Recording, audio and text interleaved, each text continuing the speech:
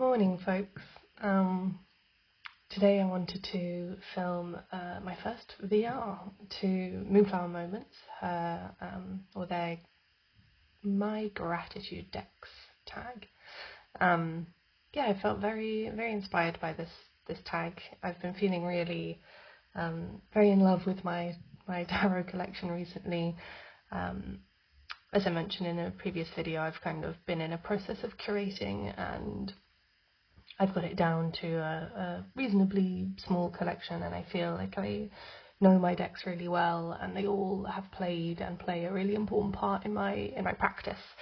So this felt like a really nice, a nice way to show some gratitude, and not only to the decks, and just generally, feeling gratitude for my practice and the role that tarot has in my life, but also to all of the wonderful creators of these beautiful pieces of artwork. Many of them are independently produced decks, and so I know how much love and effort and care has gone into the creative process. So, yeah, let's get started. I've got my mug of cacao, which is my usual way of starting the morning. So the first, and I've taken a lot of liberties with this tag, as I suspect will be my way. I've added a handful because I wanted to, share more about what I was feeling grateful for in terms of my own tarot practice. And so I think I've got about 18 prompts in the end, but I will try and whiz through them not too slowly. So the first prompt is stuck with me through tough times, and for this I've chosen Kitten Chop's Playful Heart Tarot.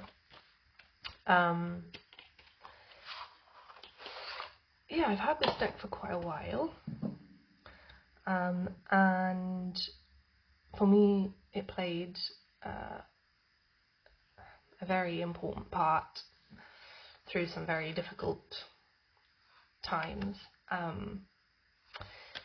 I had quite serious OCD. I think I've had it my whole life. I'm sure people who struggle with mental health will recognise that usually these are things that we've been struggling with for a very, most of our lives. They're sort of patterns of thinking and ways of being.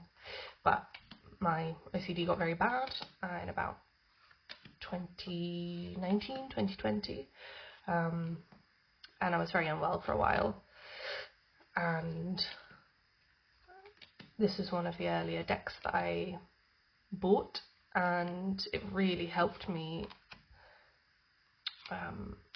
to speak with my inner child, to do a lot of that kind of deep wounds work. And if you don't have this deck, or you don't know this deck, don't be fooled by the kind of childlike imagery, or it's a very potent deck. I think I've already passed a few of the spikier cards. Like, there are some that really they're really challenging, and others that are just utterly beautiful and peaceful and bring up a kind of childlike joy, just like the Six of Wands. Here we go. I am incredibly grateful to this deck, because it was one of those anchor points for me whilst I was very unwell. My tarot practice was very important for me in helping to ground and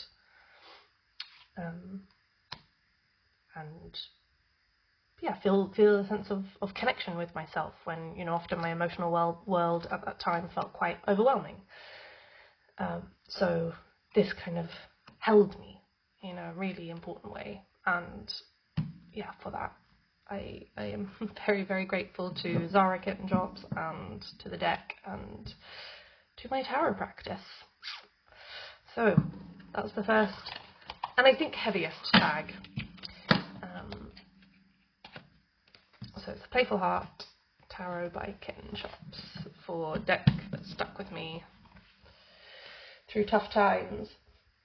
Next, a deck that told me the hardest truths. Okay, so for this, you can see all of my favourite decks are in lovely wraps. Actually, this is a new wrap because Avatara was not happy with where she was. So I bought one that I felt matched the vibe of the deck. This is the Avatara Tarot by Gabby Angus West. Yeah, this deck doesn't mess around.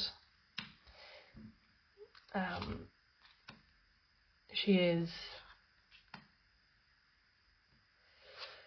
sometimes a little harsh. I feel like this deck is very much not neutral. I've had some really tough readings with the deck.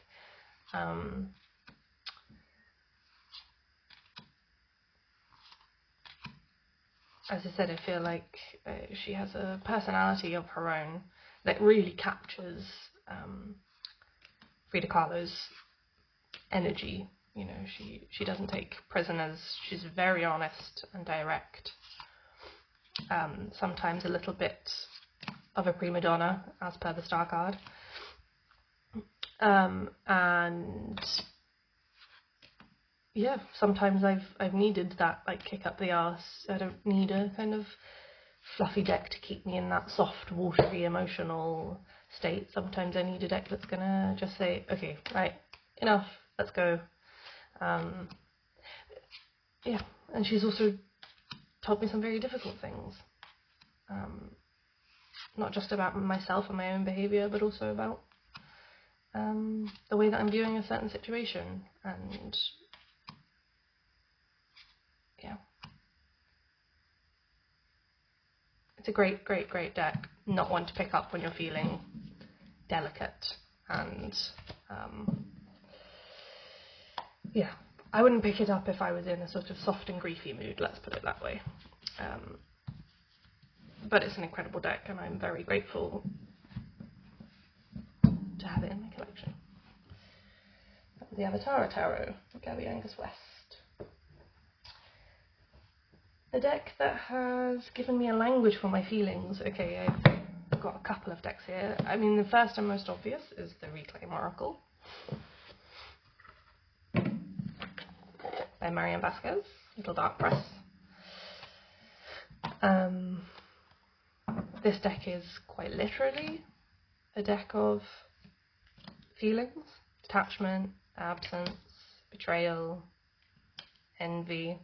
Okay, we've got a lot of the dark ones coming up. Patience, limitation, freedom, boredom, unworthiness. I did actually go through the deck once, and I think it is about 50-50 more uplifting, positive cards and more challenging cards, but right now we seem to be being shown a lot of the tough ones. But this deck is glorious. I mean, it does exactly what it says on the tin. Again, it takes a little courage to work with this deck, because the very stripped back nature of the imagery means that when you pull a card like rejection, there's really kind of nowhere to escape. You really do have to sit with how that feels in your body and what emotions or memories or whatever surfaces when you pull that card.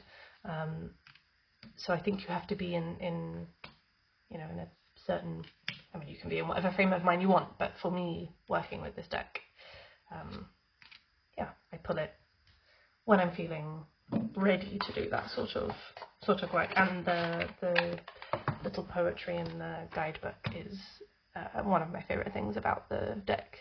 I would really miss it if it didn't have this book. She's done an extraordinary job of distilling down the emotions in a very poetic way.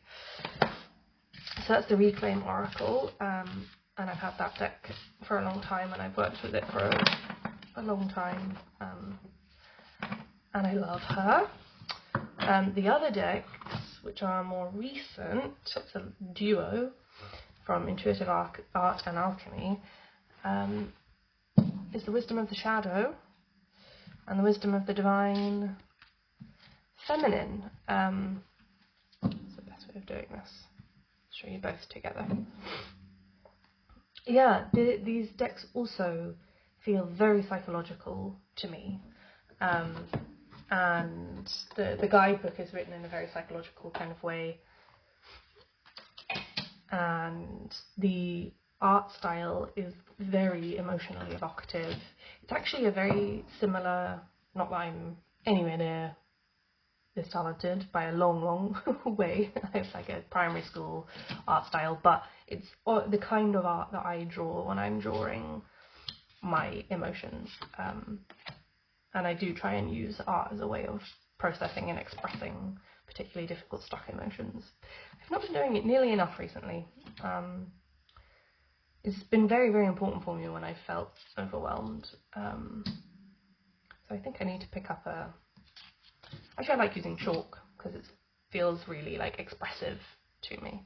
But yeah, you can see there's a lot of quite raw and very deep feelings in here, like discomfort and expression, and she's really located the feelings in the body through colour and and shape and bodily location. So these are incredible for working with your emotions, and I've been absolutely loving them. I've had them for a couple of months, and just really fantastic. And I will continue working with them for sure. Okay, my candles are getting knocked out of shot, but this space I've got to do this is smaller than I realised. So, a deck that opened my eyes to what I could be. Yeah, I mean, this of course goes to my favourite tarot deck of all time, which is Tangled Her Up.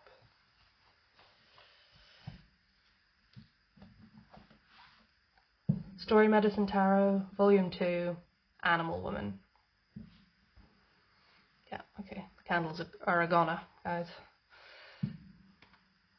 And I've pulled the card that really exemplifies that on the top here, which is I am free to be anything I want to be, which is the Queen of Wands. And like this deck is just so empowering. All of the messages on the cards feel like they draw from a place of power that I wish I had, and so they encourage me to tap into and to connect with really deep, feels like earthy kind of power, like very rooted, drawing up. Like even this image, I feel that she's kind of pulling the energy up through her and it's blasting out through her fingertips. And the Queen of Wands was a very important archetype for me last year as a kind of aspirational archetype. I'm gonna leave her there. The deck is stunning. All of the pieces of artwork were drawn by Jessica Zinchuk's partner, I believe, or created by.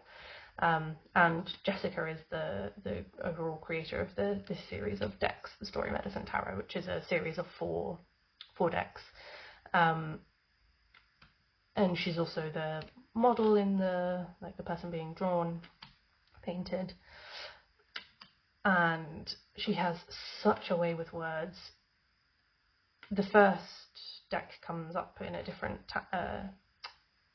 different question in this VR, but this is the deck by far that has shown me and invited me every time I feel powerless, every time I feel lost. This deck invites me to remember my power. There's a lot of remembrance in this deck. It's like remembering. I am remembering. Exactly. Remembering who we really are. I kind of lose words for this deck because I feel it in my chest, I feel it in my gut. It gives me like a tingle up my spine. Still, this is my favourite card. Sit by the fire and remember who you are. I can feel myself getting like emotional as I talk about the deck because it really, when I lose sight of myself, this deck reconnects me with it, with my kind of innate value, the innate worth, the innate power that I have, particularly as a woman, you know. It's just, yeah, it's glorious.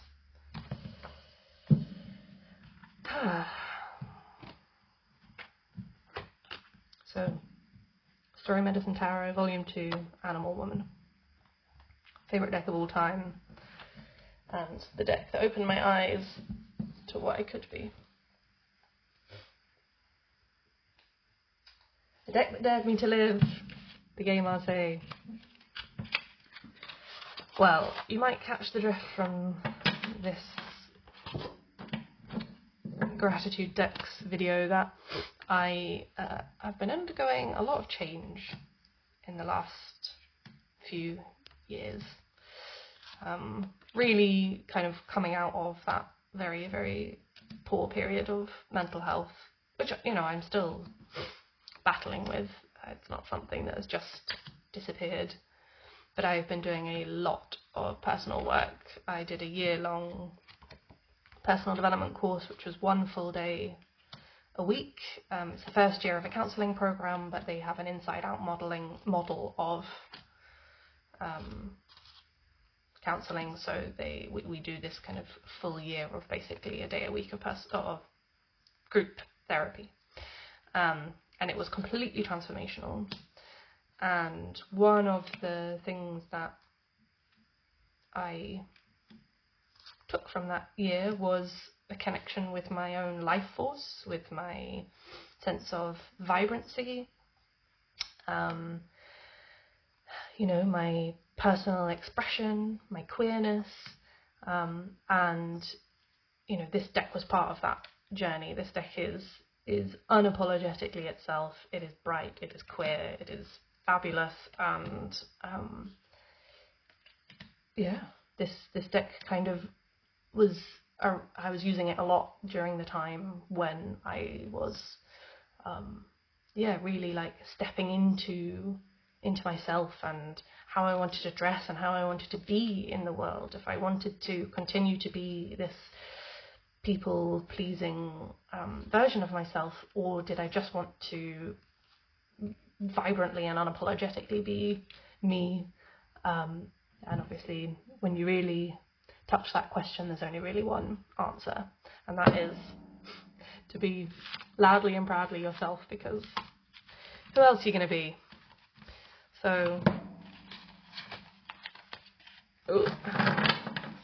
Game Marseille was the deck that dared me to live, and I have a lot of gratitude in my heart for that.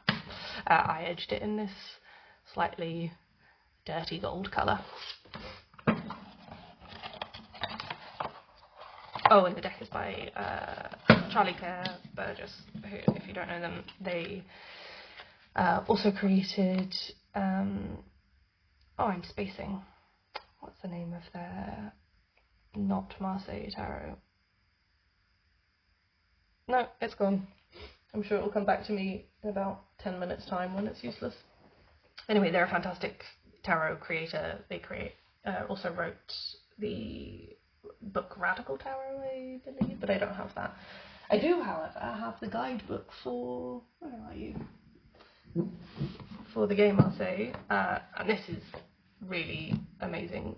It basically queers the Marseille, and even if you're just a complete beginner to Marseille, it's a really, really good book. I'd say especially if you're a beginner to Marseille, actually, it's just a fantastic place to start. They explain all of the symbolism in the cards, and then also deconstruct a lot of the like colonial, heteronormative, patriarchal structure that is sort of embedded in a traditional Marseille deck. So highly recommend. But that was a bit of a side tangent. The next prompt is a deck that showed me the importance of stillness. Ethel Colquhoun's Tarot as Colour. This deck. Ooh. If this deck doesn't scream peace and stillness, I'm not sure what does. It has like a little bit of perfume in the box itself, which is an absolute delight. The cards are ginormous.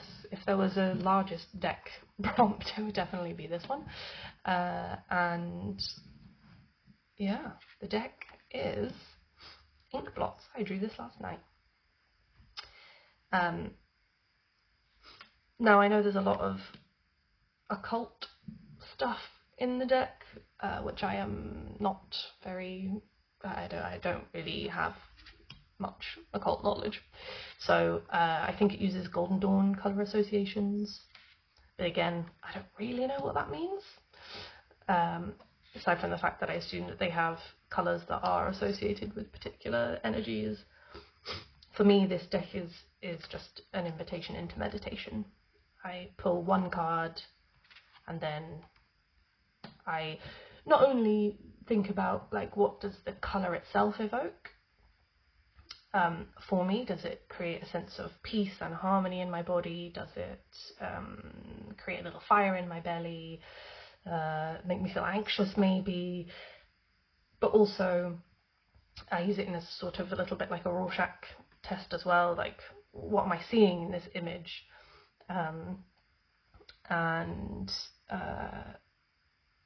Yeah, here it's funny actually, I can see Baba Yaga. It's because I've been thinking about getting Baba Yaga soup, which is Jessica Zinchuk's third deck in the Story Medicine Tarot series. So yeah, I look at colour, I look at the shape, and I just see what's being evoked. I also use the title, actually I usually look at that first as a kind of anchor point. So, you know, what might this card, image, colour, etc. be in relation to? And then yeah, I just let my mind wander. You know, here I see like a face, somebody like screaming like ah, and it's just a giant head balloon, I don't know. But you know, maybe that makes me feel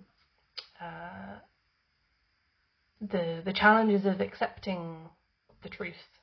Somebody who's like screaming into the void because it's really difficult for them to accept what is the real truth. So it's a beautiful deck, very much. I think even in the fact that it's a one card pull, you know, that's part of what invites you into stillness. There's no busyness. You're not looking around a bunch of different cards thinking like, oh, maybe this is connected to that, it's connected to that. It's just like what is there on the card, and each card is absolutely a full meal in itself, and yeah, invites me into the body, invites me to calm the mind and just be present with what is. So that is Tarot as Colour.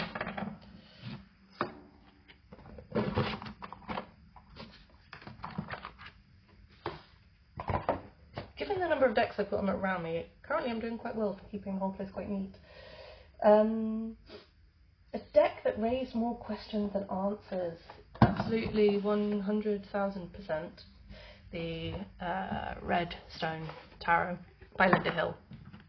Amazing deck, amazing artist. Linda is just a huge talent. This is a little bag of Alchemia, and it smells gorgeous. Yeah, I love these backs, even if they don't really match the vibe of the artwork, but in any case I like them a lot. Yeah, this is a deck that is rooted in alchemy and Jung's writings. I mean, it's not just rooted in, like, the book itself is all about alchemy. Like the journey of the deck is a journey through the 4 stages of alchemy. So you've got Nigredo, Albedo, Citrinitas, and Rubedo. And so Linda has kind of merged tarot with alchemy in a very explicit way. And I love Linda's artwork. It is beautiful. It doesn't give me very clear intuitive hits, and perhaps that's because I don't have like clear associations with all of the different symbols on the cards. So I don't see a swan and think, of course that's this, which is clearly connected to the Ace of Albedo. But I do also think there is something to say for the fact that this is a deck that you have to study and in order to get the most out of, and you have to use the guidebook. So the guidebook is really incredible. Linda is nothing short of absolutely brilliant. Every single deck in the card has this full page write-up. You've got something about the actual, sometimes about the history of alchemy, about what's happening inside the alchemical vessel at this particular stage. Then there's a kind of soul's journey write-up, which is more of like a how could you read this card in a sort of tarot-y sense. There's quotes from various different alchemical writers, and I don't know, obviously perhaps you all know a lot about alchemy, but alchemy was not just the process of trying to create gold from metals, but it was actually a kind of psychological process of the kind of material alchemy was almost like a metaphor for the process of psychological alchemy, which is all about healing our wounds. You go into the Negredo process, which is about excavating and going into the darkness, and then you kind of heal and wash what comes to the surface, and then you transcend. I don't know, as I said, I don't know a lot about alchemy, so when I pull these cards, say I pull a card and I read the guidebook, because I haven't read the guidebook front to back yet, it can feel a little bit disconnected, and so I'm often left with more questions where I'm like, damn, I really wish I knew more about alchemy. And so it is my current top of the list study deck.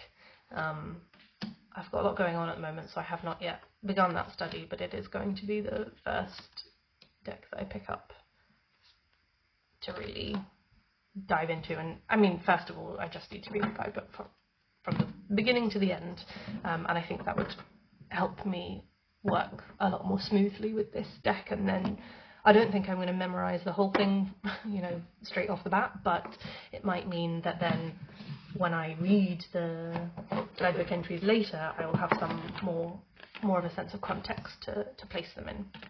Plus, I would just really like to read more about Jung and alchemy. It's a really fascinating subject. So the next prompt is a deck that helped me notice the magic in the mundane. For this, I choose Annie Tarasova's Dreamy Moons Tarot. This is a lovely deck. This was technically not my first ever deck. My first ever deck was a Blackwater Tarot. I think it was one that I don't think I've ever seen on TarotTube, by Noah somebody. I don't remember their surname, but it wasn't the right deck for me. So this was the first sort of deck that I used properly. Maybe technically my second deck. It was the deck that I learned tarot on. It's almost an RWS clone with a few changes, but it follows the RWS structure very closely, but in this lovely sweet black and gold colouring. It was the perfect deck for me to learn on. It was the reason that I picked it for the tag is because I came into tarot, as a pretty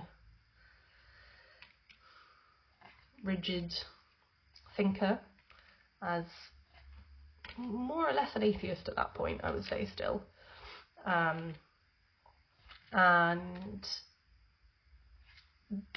this deck helped me to understand the importance and the possibility of making meaning in my life through symbolism and synchronicity, and that being the smartest gal in the room through my cynicism was, as in believing I was the smartest person in the room because I was very cynical, it was actually a way of keeping myself quite miserable. And yeah, I don't know, this deck and this process of learning tarot really helped me find a lot of meaning and a lot of joy in life. And yeah, hard not to be incredibly grateful for that. I still feel a bit nervous talking about it. I feel like people are going to think that I'm stupid or, yeah, silly for reading tarot. Oh, sorry, I'm dropping cards. You know, I own a tarot shop, for God's sake. Like, how can I still be worried about these things? But you know, they're very old beliefs that live very deep, and so I feel exposed in sharing, you know, how much tarot means to me and how important it's been for me to be able to find the, yeah, I don't know, the beautiful, magical parts of life, and allow myself to walk through the forest and notice the beauty and, yeah, really feel touched by the synchronicities that are all around me.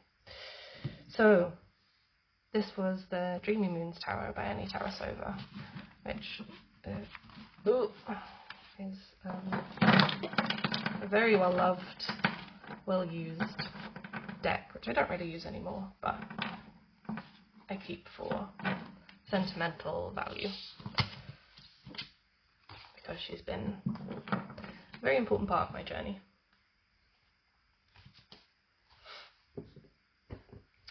The next prompt is a deck that helped me to embrace levity.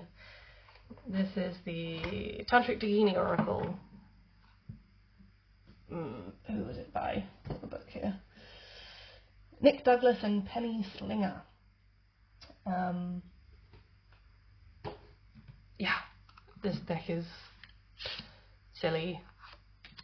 I mean, well, actually, it's not really silly. It's, what was the right word for it? It kind of embraces the chaos of reality. I feel like this is some sort of big cosmic joke. I mean, there are, like you can see, there are some heavy cards,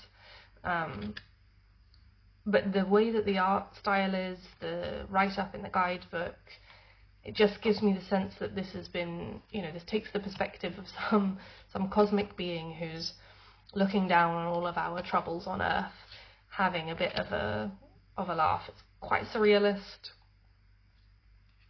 The phrases are really unusual. You can see that I've written because it's sort of almost a tarot deck, minus the court cards, or at least that's why, when I first started using it, that's what I had read and heard from other people. So I wrote on the tarot associations based on the order of the cards and what element they're associated with, but actually it doesn't really work for me in any sense like a tarot deck. I need that down there. Most of the cards don't really, to me, connect much with the tarot archetype. Like, the mages do a bit more, so 21 Earthbound is the world card, but yeah, for the large part, it's just, I just use it as an oracle. And yeah, it'll make fun of you and play jokes, and it's a lot of fun, and I have to be just in the right mood to use it, otherwise it kind of just misses a bit, you know. I have to sort of be in that frame of mind. So, Tantric Dagini Oracle, for a deck that helped me to embrace levity in my practice. So the next prompt is a deck that shifted my practice. Here I've got Portrait de Paris, which is an artisan tarot deck. Beautiful cardstock. Linen. This is just a playing card deck with no numbers on it. That's my preference, and I bought this right at the beginning of Esther Tishman-Frinkle's Mindful, I always forget the name of the program, it's like Mindful Tarot Cohort Certificate Program, something like that. It's a year-long, 200-hour or so program, of learning mindful tarot, which is the sort of style of tarot that Esther practices. It's all about coming into the present moment, using the cards to ground and root yourself, to ask questions rather than seek answers. It's very much up my alley, very much my style of tarot reading.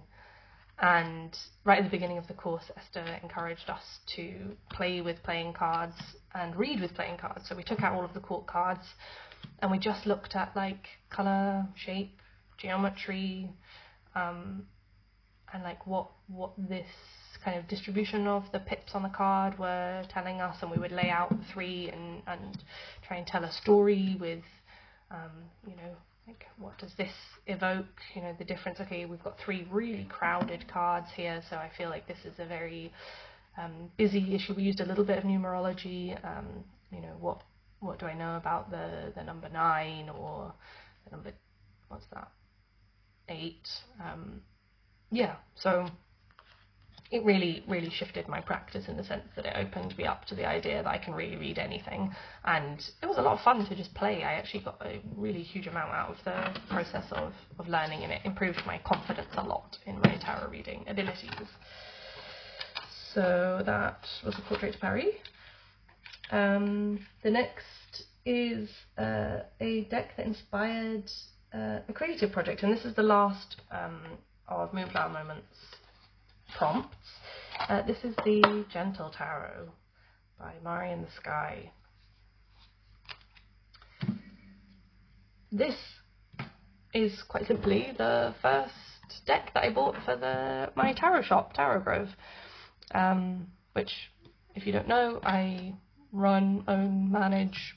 I'm the poster, packager, social media lady for an online tarot and oracle deck shop based in the UK called tarotgrove.co.uk. And this was the first deck that I bought and stocked in the shop. I mean, lots of the decks went up at the same time because I opened in September, but I bought this. This was like the first one that I was like, yes, I want this deck in my shop. And so I bought it at the end of June. It was like my commitment to opening the shop. I'd been thinking about it for a couple of months, and this was my moment of diving in. And honestly, it's changed my life in quite a significant way. I mean, I do still have a part-time job. I'm not anywhere near being able to live off the shop revenue yet, but just running the shop and meeting, starting a YouTube channel and starting an Instagram account and meeting community, and the number of absolutely wonderful conversations that I've had just purely as a result of starting this project, which does feel like a creative project, not just a business project, because even the act of doing this video, like, to me, this is me using my voice, this is me doing things that I find fun, like even just the kind of figuring out the right aesthetics for the videos and stuff. Like, maybe for some people it doesn't feel like super creative, but for me it definitely does, and I'm getting a lot of joy out of all of the sort of more creative aspects. Even actually packaging up the decks is probably my favourite part of running the shop, and that I do find a little like creative satisfaction in, like making the little thank you cards and wrapping the decks in the tissue and the fabric offcuts, and it's just it's beautiful, it's wonderful, it's a gorgeous part of my life, and I'm really, really grateful. And so I'm very grateful that this deck was the first one that started it all, because it's beautiful. And this is like at the moment a sort of half deck, not quite half, but it's missing a good chunk of cards because I started putting like shuffling and pulling a card intentionally to put in with the thank you card for people as an extra little token of my thanks for ordering from the shop. And it felt very fitting that it should be from one of Mari's Gentle Tarot decks. So, deck that started a creative project. Now I've got like a handful, maybe 5 or 6 prompts of my own. Where are we at? 39 minutes, perfect. So the next prompt that I have, apologies, trying to move because I've been sitting cross-legged for too long and I'm losing the sensation in my feet. So a deck that helped me to retell my own story, or like heal through myth. Actually, that was the box that I just bashed with my knee. She wanted to come forward. The story Medicine Tarot first edition, and I keep her in this beautiful wooden box.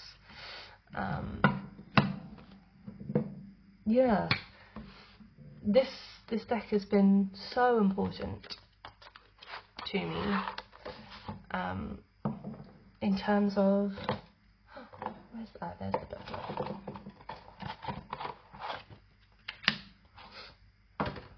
Helping me to like reframe and retell my story in a kind of, I don't know, allegorical, is that the right word? I'll start with the guidebook, because the beauty of this deck, aside from the artwork, which is lovely, is in the way that Jessica has structured the deck. So there are 4 allegorical stories or myths in the guidebook, and within each of the 4 stories you have obviously one of the suits is kind of captured, but also a handful of the majors. So you can see here, this is the Divine Belly story, and the story is written here, and you have a wisdom message, and then there are like you've got like Ace through 10 of Cups, and then the court cards, or we've got Grandmother of Cups, Goddess Mother, Young Mother, and Daughter of Cups. And then you also have 1, 2, 3, 4, 5 majors that are associated with the story as well. And so through the 4 stories you have the whole deck covered. And the story doesn't follow like Ace through 10. It just is the story that it is, and then Jessica has written in brackets like where a particular card shows up in the story, but they're in an almost random order. But honestly, I cannot tell you, the stories are so deep and multi-layered, and they just, only way I can explain it is that reading the stories feels like chimes are resonating through my whole body. I mean, it's a very like enlivening experience, and I would really, I mean, again, I just cannot recommend this deck enough. And the way that I read the deck is not only through the kind of traditional tarot associations, but like, you know, with the 10 of Swords, but also like, where is this moment in the story of the Swords suit in the book? And the more I get to know the stories, the deeper my relationship with this deck gets, the more intuitively I can read the deck. Yeah, it's just an extraordinary piece of artwork from Jessica.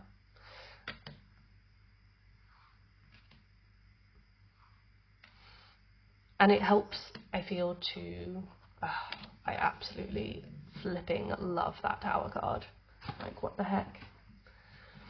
I've never seen a tower card like that before, and it just... I feel the sense of shattering. Very profound. Yeah, it helps to like retell your story in an empowering way, a way of like understanding that the struggles that we go through are not unique to each of us. I mean, they are, you know, we're all like special, unique individuals, but the stories that we live, the struggles that we go through, are part of a long weaving web of humanity. You know, we all share many of the same struggles, even if they show up slightly differently in our lives. Yeah, it's a really beautiful deck for recognizing our interconnectedness and our like uniqueness, but also the ways in which we are part of a bigger cosmic tapestry story that is unfolding.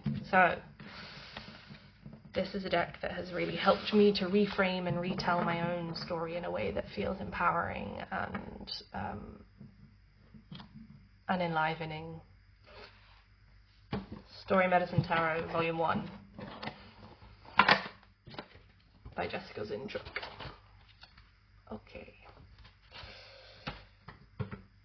The next prompt that I have added is a deck that has introduced me to beautiful people. This is another thing I'm very grateful for, particularly, obviously with my work with the shop, I get to work with creators, connect with them, and so for this I've chosen the Earth Mother Magic Tarot by Aisha Mira Yashin. The reason that I chose this deck is because Aisha Mira is the first person that I did an interview with for my YouTube channel for the deck series, and this is a incredibly beautiful deck. It's got like fully DIY vibes. Like you can see, it's got plain backs. It's on this kind of brown cardstock. She's used a like special printing method. I think it's called Rhizo printing. That's more eco-friendly. The deck is clearly super queer, very body diverse, and very earth and nature focused. I think she made this deck when she was like 19. I mean, it's unbelievable. And her artwork on the whole generally is just incredible. I would highly recommend you go and check out her Instagram page, because she does stunning art and is very politically active, and like all of her artwork is really steeped in a lot of meaning and vision. And yeah, I love this deck. Excuse me. Yeah, it's just it's beautiful. It really transports you into a different like utopian future world. I'll show you some of the minors as well. So you can see it's kind of based on the Smith-Waite tradition, but just really radically reimagines it. And we've got some different namings for the court cards: Sorceress of Wands, Activist of Wands, which I love, Drag Queen of Wands, and Drag King of Wands. Here we've got, some cups. It's just a beautiful deck and an incredible piece of artwork, and it introduced me to Aisha Mira, who is also just a really wonderful person. Not only Aisha Mira, but like, honest to God, every single damn creator that I've been working with just seems like the loveliest, kindest person. I've had very, very, very positive experiences. It's been one of the things that has brought me the most joy in starting this shop, that I kind of, not that I didn't expect, because it's not like I thought people would not be really lovely, but it's just been a joy. And maybe I didn't expect just how wonderful everybody would be. There's just like a lot of open hearts, people who want to really make the world a better place through their artwork, and I feel really honoured to be able to work with them, to host their decks in the shop, and to be able to bring their artwork and their visions to people in the UK. It's just it's really a beautiful side job to have. And Aisha Mira was the first person I really properly met and had a conversation with. So, deck that introduced me to beautiful people or a beautiful person.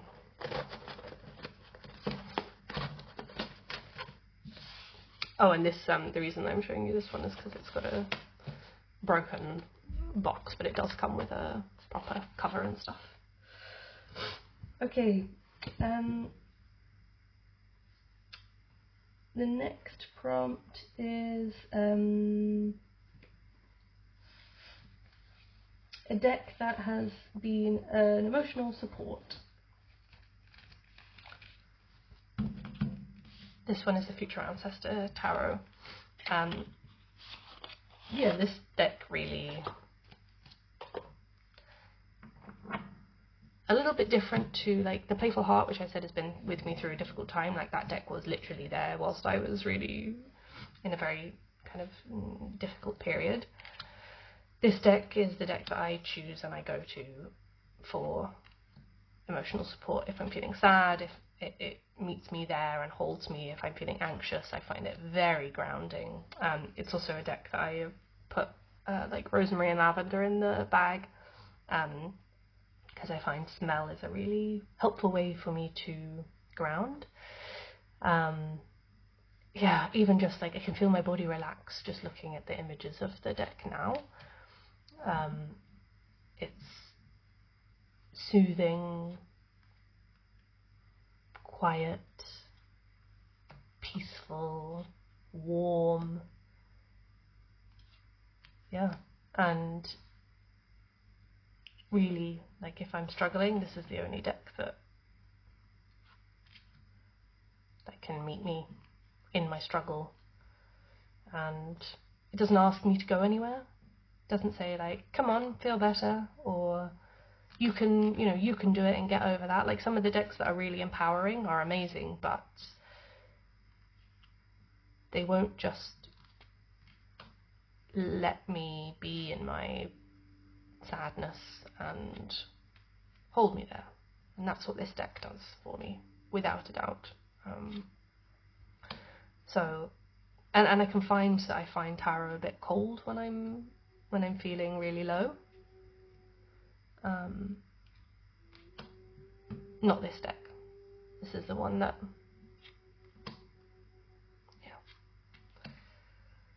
that I will go to. So, Future Ancestor Tarot by Alexa Luna Studio.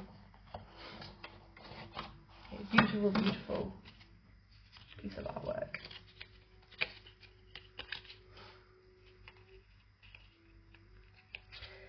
The next prompt and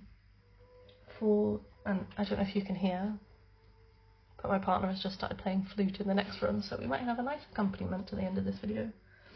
The next prompt is a deck that has helped me to connect to my shadow parts. So, connecting to my shadow parts, I've got two decks here for two, I guess, different kinds of shadow parts. I'll show them together. I've got the Outgrow Yourself by Actus Barman and Patrick Yolenza's Triunfia de la Luna. Both of these decks are shadowy to me. They are decks that help me to connect with the uglier, kind of less publicly acceptable aspects of myself. Can I get all four of these things in shot? We'll go for it. Might be a little bit chaotic, but there we are.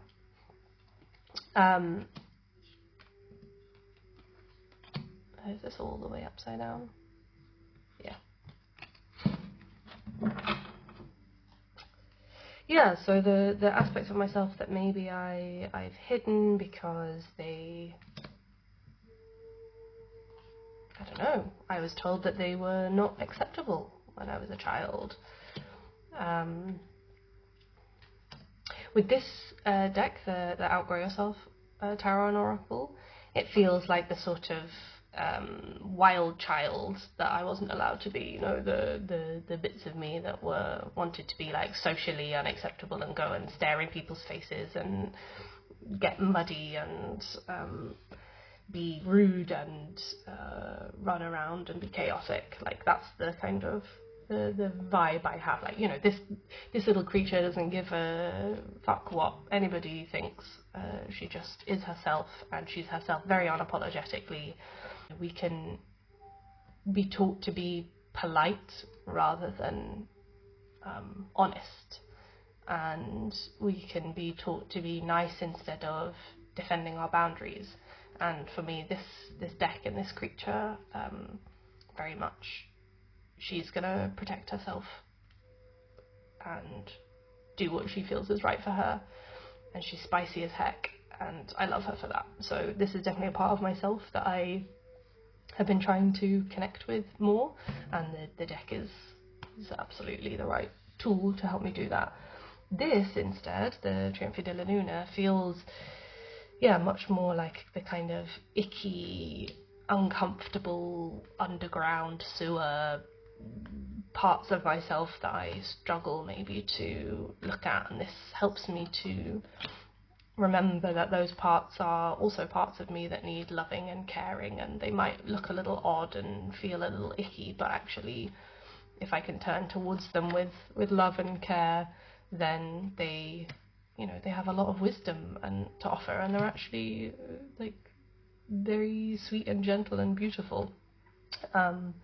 This is a deck that I always found quite intimidating and a bit scary almost before I got it in my hands.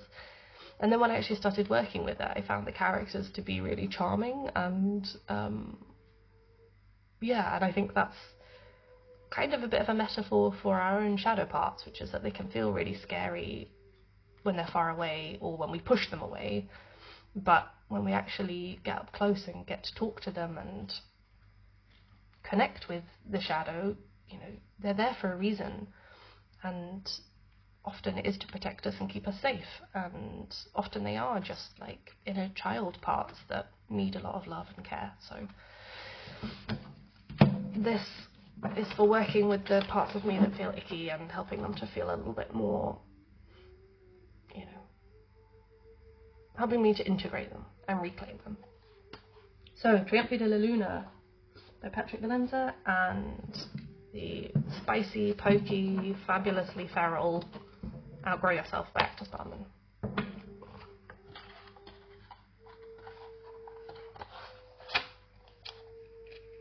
The second to last prompt on my list is a deck that helped me connect with ancestral work, and that's the Weaver's Oracle. This deck, basically, I don't really have too much knowledge about my own kind of family line and family tree. I didn't really know my biological grandparents at all. I certainly don't know anything or much about my history beyond that. I've never felt very connected to my lineage, I guess.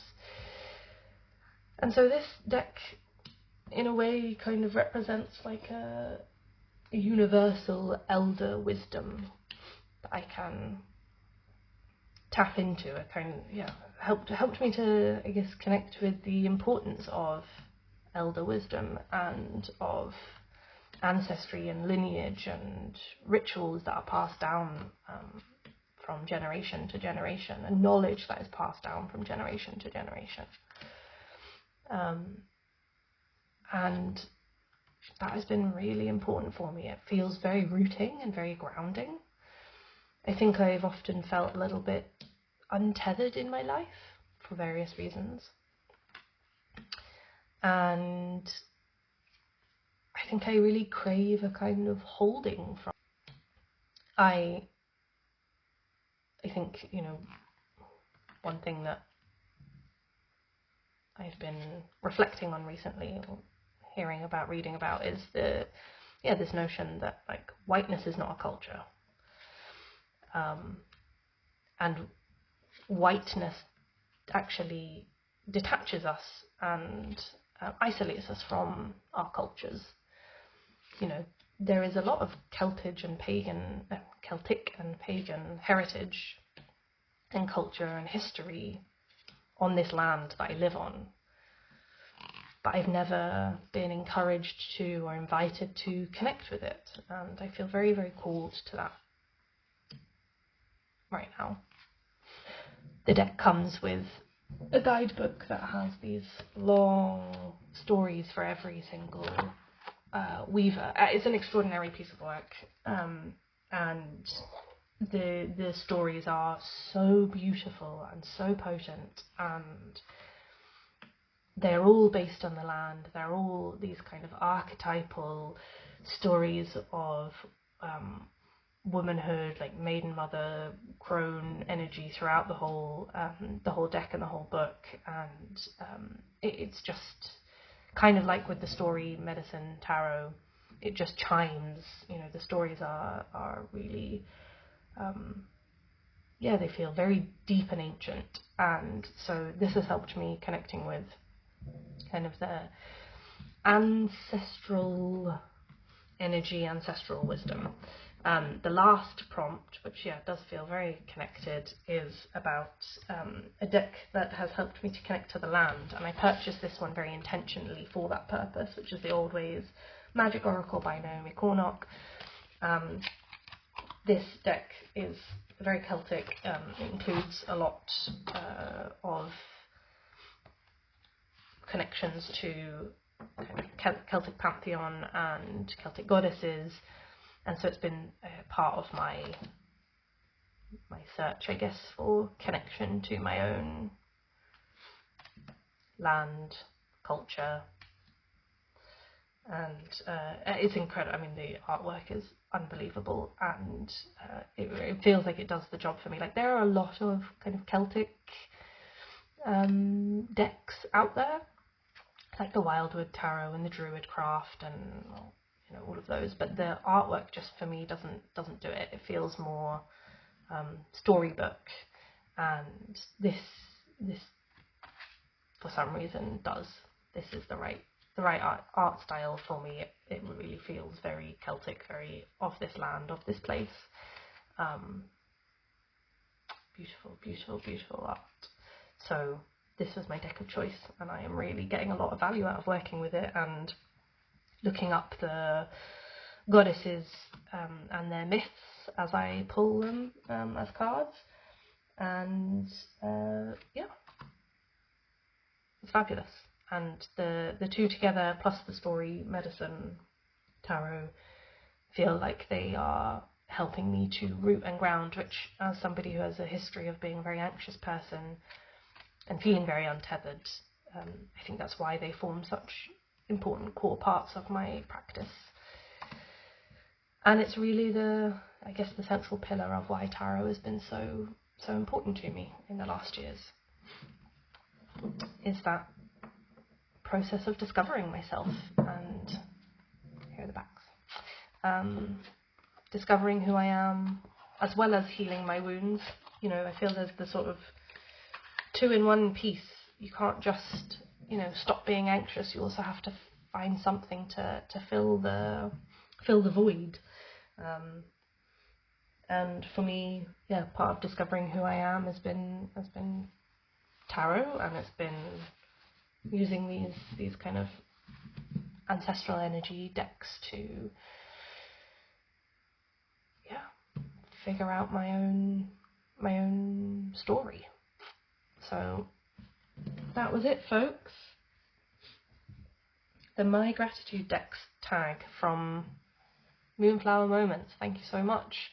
I've really enjoyed watching everybody else's videos, and this was lovely to make. It's really nice to get a moment to kind of thank tarot, to talk about why tarot has been so important to me and to my story and my journey.